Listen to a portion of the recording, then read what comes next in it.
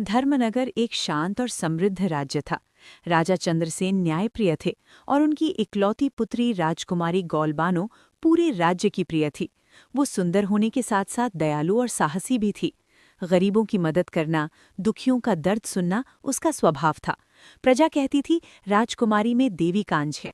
पर किसी को पता नहीं था कि यही गुण उसे एक ऐसे मार्ग पर ले जाएंगे जहां से लौटना आसान नहीं होगा। एक रात जब महल दीपों से जगमगा रहा था, आकाश में अजीब प्रकाश फैला। हवा थम गई, पक्षी चुप हो गए।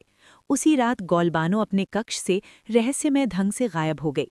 सुबह होते ही पूरे राज्य में कोहराम मच गया। राजा का हृदय टूट गया। राज्य का स्वर्णकाल उसी क्षण शोक में बदल गया। गौलबानो ने जब आंखें खोलीं तो वो किसी और ही लोक में थी। चारों ओर उजाला, तैरते महल और स्वर्णिम आकाश। ये परीलोक था। वहां की रानी ने उसे बताया कि उसे अपहरण नहीं किया गया, बल्कि चुना गया है। परी रानी बोली, मनुष्यों के लोक में न्याय डगमगा रहा है। तुम्हारे हृदय में सत्य है, इसलिए तुम्हें यहाँ लाया गया है। गौलबानो भयभीत थी, पर भागी नहीं। उसे समझ आ गया कि ये कोई साधारण घटना नहीं है। ये एक परीक्षा थी उसके साहस, धैर्य और न्यायबोध की। धरती पर राजा चंद्रसेन दिन रात गौलबानो को याद करते। रानी मौन हो चुकी थी। दरबार सूना लगने लगा। राजा ने शपथ ली कि जब तक बेटी नहीं लौटेगी वह राज सुख त्याग देंगे। इसी शून्य का लाभ उठाकर मंत्री विक्रमादित्य ने धीरे धीरे सत्ता अपने हाथ में लेनी शुरू कर दी। न्याय बिकने लगा, गरीब दबाए जाने लगे। धर्मनगर जो कभी न्याय का प्रतीक था, अब भय का राज्य बनने लगा। परीलोक में गौलबानो को हर दिन एक ही प्रश्न सुनना पड़ता, अगर न्याय और अपने के बीच चुनाव करना पड़े तो क्या करोगी।